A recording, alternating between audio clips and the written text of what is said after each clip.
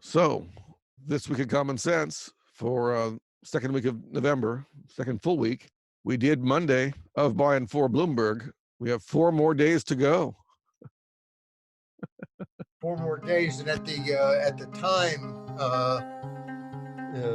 that we took to do Bloomberg, if we took all of those, it would be a couple hours, I think. So let's not do that. Tuesdays is the silence option. It's an aspect of Twitter banning political ads, and the fact that official Washington seems to really like that. Incumbent politicians, of course, even she's now an incumbent, AOC, said it was a good call when Twitter decided that it was going to ban political ads. And one of my first senses was Twitter and Facebook are going to be available to challengers to incumbents who couldn't afford to get on broadcast TV. I know from ballot measures and so on that that's going to be a cheaper way to at least get enough repetition and enough audience that you get a message across. And if Twitter bans and Facebook ban political advertising, it would, in a relative way, be a serious hurt on challengers and not hurt incumbents nearly as much. And of course, that's why incumbents like it, and challengers, if they think about it, are not going to like it. Aren't the ads on Twitter and Facebook easy to target? Easier than other advertising? Yes, that's another thing. They're also more. You're able to hit. If you're on broadcast TV, you're hitting a whole bunch of people, but some of them may be outside your jurisdiction. They're not really able to vote for you. That doesn't help much. A lot of times when I've been involved in initiative campaigns, you find it. Our opponents way too often can afford to hit the markets where you're hitting half outside the state to hit those, populated areas on the border. And, we can't afford to do it sometimes. And so you realize that, you're speaking to 78% of the audience. They're speaking to 100% of the audience because they have the money to do it. With Facebook, you could not only target, of course, where they live, but all kinds of other factors, which I think is especially important in primaries. And on election day, there's a much bigger population coming out. Sometimes it seems people who don't want to vote are voting. It's there's a lot of hype on it, especially a presidential election, and so I don't know that those are as big of an advantage. Part of it is to get your name out, your message out. If you're a candidate, and you're a challenger, you haven't been in public office, people don't know your name. You may have been in the paper 5 or 6 or 15 times. They're not going to know your name unless there's been, real repetition and some connection to something that's going to help people remember, oh, that's the guy that likes this, that's the guy that, doesn't want to police the world. That's the, if they can define somebody, and if you can define yourself, that's huge. And in fact, oftentimes,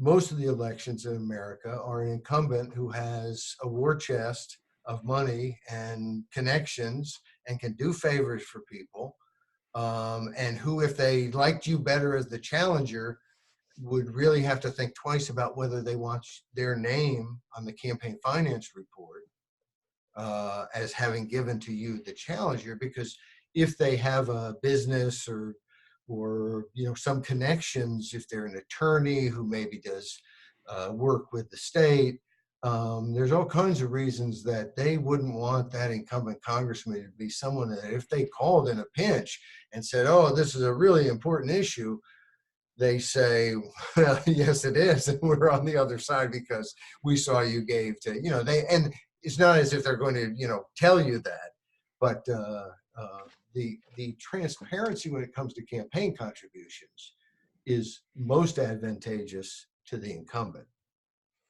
Those cut the incumbent's way. And this doesn't just apply to candidates either. This also applies to issues, right? It certainly would in terms of being able to get on, to get your message out at all.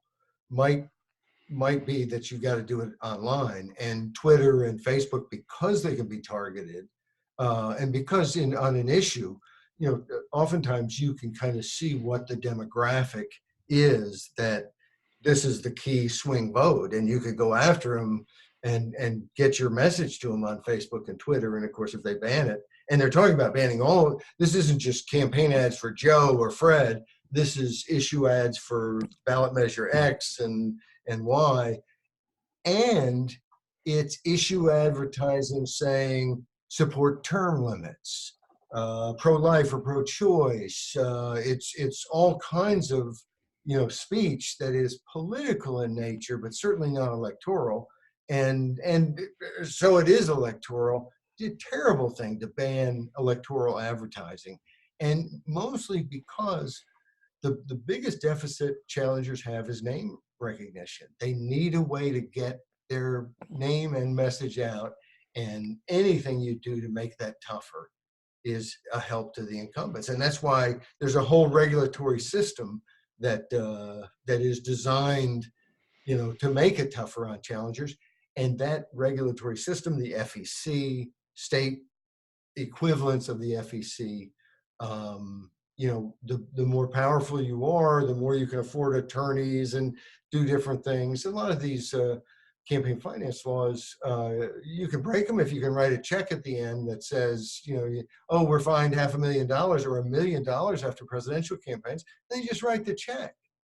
And in essence, I'm not looking for more draconian punishments, because again, those are going to be easier to get past.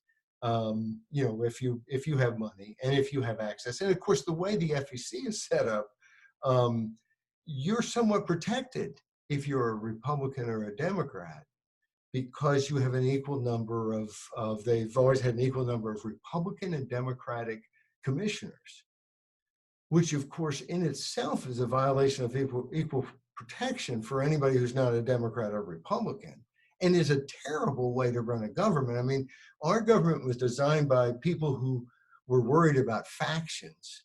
And here are people talking about, let's make factions official and, let's really do this big time.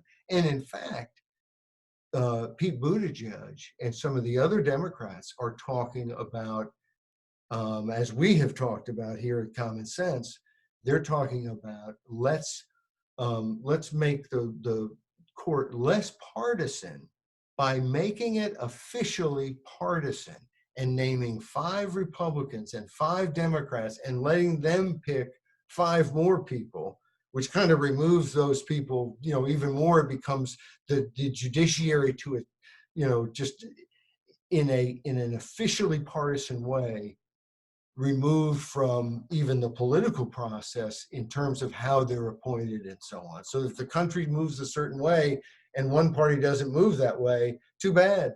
They still get their representation on the Supreme Court, and it is completely unthoughtful. And yet I haven't read other people making the argument about, this is officially partisan. You're making, Mayor Pete is making the pitch to get rid of partisanship, and then the devil in the details is that it officially cements partisanship. And you could argue about partisanship when it comes to the judges. The 4 Democrats are pretty partisan. And I say that with a little smile, because sometimes, of course, the 5 Republican appointed judges are partisan too, but you've seen numerous instances of who's the Chief Justice? Why am I going to Roberts? You've seen numerous instances on Obamacare, other things, where he has been the 5th vote for the liberal side of the court, and you've seen Gorsuch, who I think has a cleaner philosophy of, I follow the law.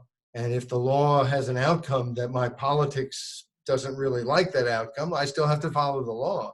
I think that's the way judges should be. So I love Gorsuch. I think he's the best judge on the court. And he's voted with the liberal four.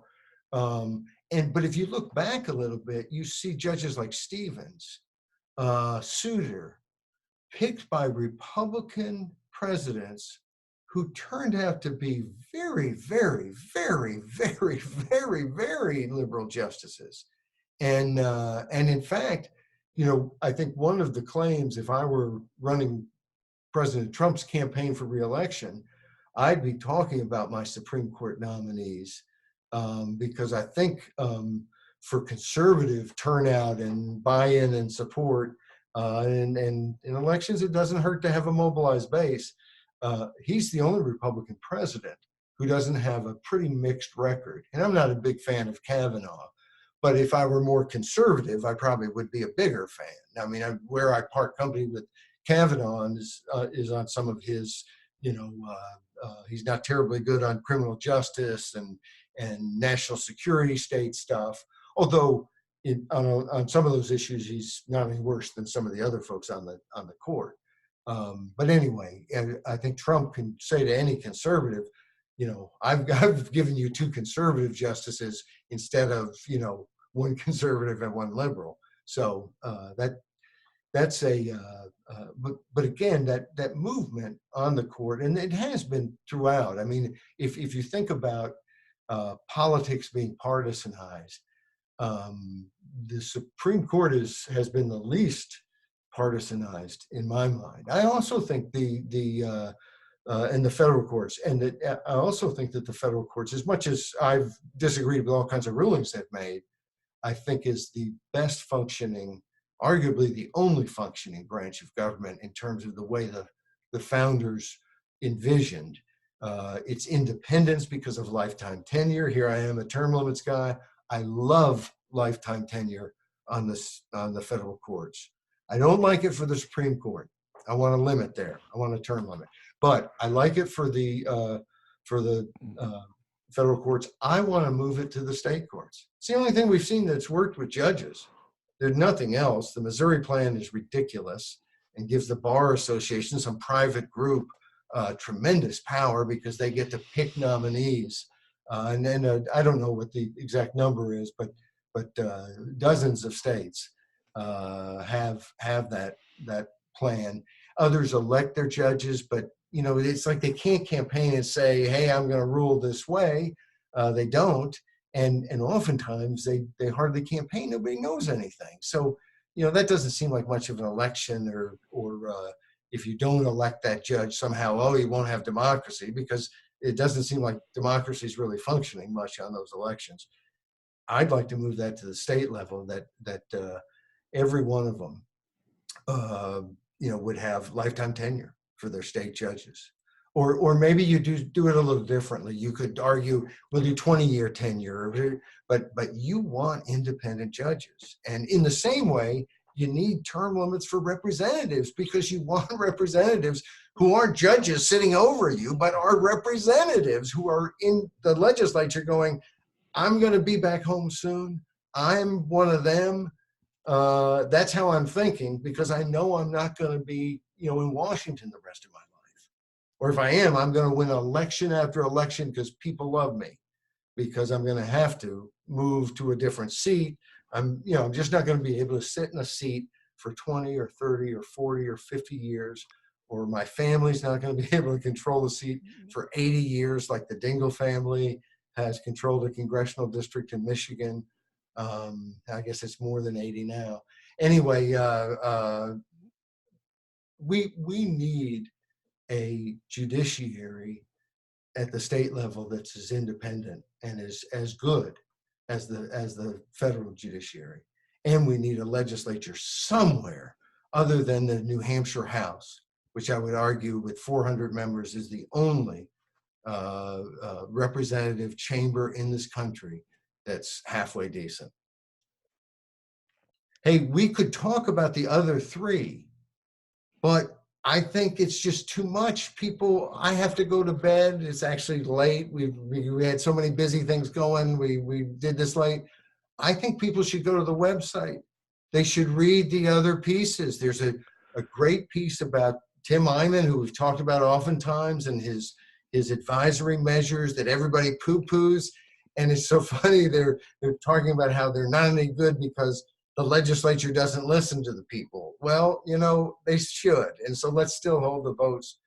And then another columnist says they both called them meaningless, but then says that they probably were the difference in the other tax measure winning because people, and almost everybody voted. There was very little fall off. People voted on these advisory measures, and almost 2 million people on the better part of 2 million people on all of these measures. And there were 12 of them because the legislature passed so many tax increases. And this columnist says these are meaningless votes. And then kind of out of the other side of his mouth says, well, and of course they probably helped that thing win because people had to go through these 12 tax increases. And then there was a measure to say, should we limit tax increases? So anyway, there's stuff like that. So much of our politics is absolute BS about issues that don't matter and that oftentimes we can't do anything about, or that, all the kind of outrage issues, not all of them, but many of them, it's ridiculous. But there are ways to make differences. And Tim Eyman has certainly done some things in Washington State. And it's one of the things that we like to talk about in Common Sense, because there is stuff that people can do. What is keeping America alive from a freedom standpoint is the fact that we still, when we see injustice and wrong and abuse, we say they can't do that. We believe we have the right to control our government and make it not do bad things, and to stop other people from doing bad things to violate people's rights. And there are processes for us to do something about it. There are legal processes that folks like the Institute for Justice, and we've talked about cases in Missouri in recent weeks, and the Freedom Center in Missouri, and Dave Rowland, and folks like that. And there are these things all over the country, and they should be supported. There are groups like Liberty Initiative Fund who work with other groups at the local and state level and help people do initiatives to make a difference.